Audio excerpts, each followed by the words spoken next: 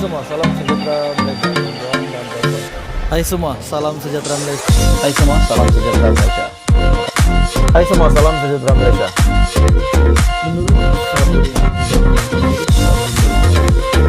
Hai semua, salam sejahtera Malaysia. Tuan-tuan dan puan-puan. Halo semua, salam sejahtera Malaysia. Selamat pagi tuan-tuan dan puan-puan.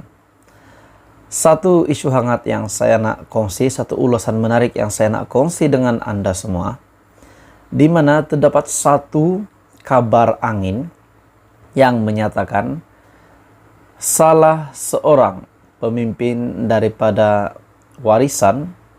parti warisan, meletakkan jawatan, meninggalkan parti ataupun lompat parti. Adakah disebabkan undang-undang lompat parti, akta anti lompat parti belum dikuatkuasa di Sabah? Namun akhirnya pengakuan daripada adun warisan ini sangat mengejutkan. Benarkah memang ada salah seorang adun warisan telah meletakkan jawatan, yaitu adun dari Kunak. Adun Kunak letak jawatan. Akhirnya pendedahan ini daripada adun Kunak sendiri, dan ini pasti mengejutkan Presiden Parti Warisan. Menurut adun Kunak, saya tak pernah tanda tangan apa-apa SD. Oke, baik tuan-tuan dan puan semua, sebelum saya meneruskan, saya meminta jasa baik kamu untuk tekan butang like, share video ini, dan jangan lupa tekan butang subscribe. Ahli Dewan Undangan Negeri ataupun adun Kunak, Nur Azlina Arif, telah menafikan dakwaan bahwa beliau bakal meninggalkan parti warisan ataupun warisan dalam tempoh terdekat.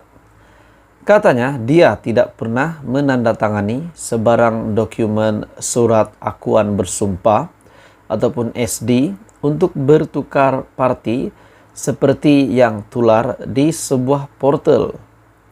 Ini bukan kali pertama saya menafikan perkara seperti ini.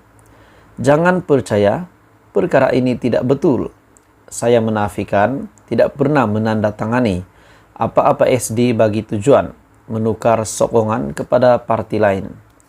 Ini hanya sekadar mainan politik sekaligus sengaja untuk menimbulkan isu yang dilihat tidak masuk akal serta hanya mengelirukan rakyat, khususnya di peringkat akar umbi, menurut kenyataannya pada Isnin. Nur Azlinah yang juga Ketua Wanita Warisan berkata, ketika ini beliau bersama semua adun warisan berada di belakang Presiden Datuk Seri Muhammad Shafie Apdal. Saya akan terus menghormati mandat serta kepercayaan yang telah diberikan kepadanya pada pilihan raya negeri ke-16 yang lalu. Kita akan terus memperjuangkan, menuntut hak rakyat Sabah yang terkandung dalam Perjanjian Malaysia 1963 ataupun lebih glamour didengar, yaitu MA63. Dalam pada itu adun Kunak itu berkata, Nur Azlinah berkata, sebagai pemimpin, beliau sentiasa mengambil pendekatan untuk tidak mudah terpengaruh dengan orang lain sekaligus kekal bersama kepimpinan sedia ada. Jadi sebenarnya adun Kunak yang dikabarkan ingin melompat parti, mungkin melompat ke JRS kah, ke Perikatan Nasional kah, ke BN kah, Bersatu dan sebagainya. Mungkin ke Pakatan Harapan, itu hanyalah bohong, itu hanyalah kabar angin. Sebab akhirnya adun Kunak ini telah membuat pengakuan bahwa beliau tidak pernah menandatangani apa-apa akuan bersumpah ataupun SD. Jadi kalau ada yang membuat kenyataan bahwa Nur Azlina adun Kunak ini telah pindah parti, lompat parti bersama JRS ataupun BN, Bersatu, Pakatan Harapan, apa-apa sajalah parti yang ada di Sabah, begitu hanyalah kabar angin, dan ini pengakuan daripada adun Kunak itu sendiri. Hai semua, salam sejahtera Malaysia. Tuan-tuan dan bapak semua, akhirnya 4 kerusi Bersatu yang didakwa milik Bersatu tidak perlu dikosongkan setelah 4 ahli parlimen yang didakwa Bersatu, milik Bersatu adalah ahli Bersatu. Setelah mereka menang parlimen menang menjadi ahli parlimen sebagai ahli JRS, mereka tidak perlu mengosongkan kerusi. Setelah beberapa pergolakan yang berlaku di Sabah, pergolakan politik berlaku di Sabah, 4 MP Sabah tidak perlu kosongkan kerusi.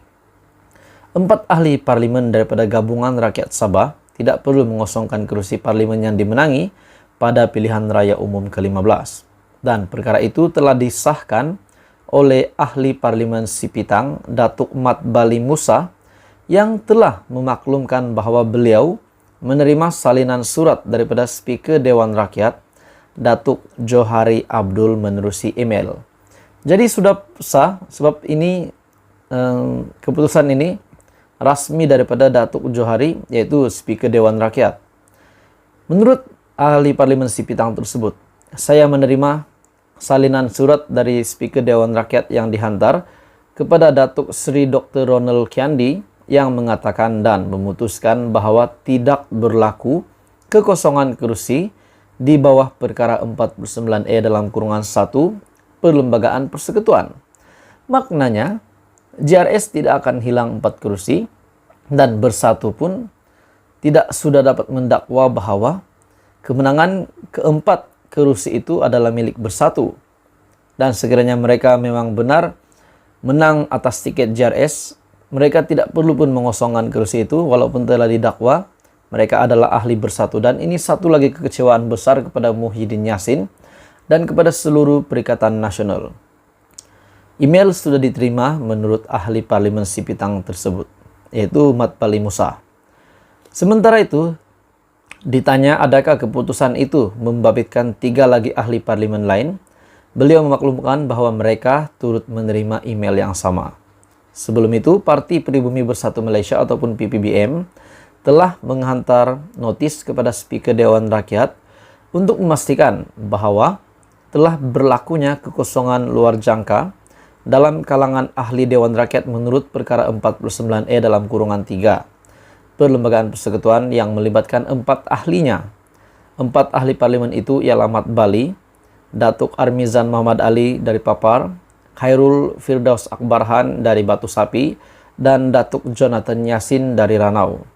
Dan kesemua mereka adalah ahli Bersatu yang bertanding menggunakan logo JRS. Dan bagaimanapun, pada 10 Disember lalu, pengurusi JRS Datuk Seri Haji Jinor mengatakan bahawa kesemua pemimpin Bersatu Sabah telah keluar dari parti itu.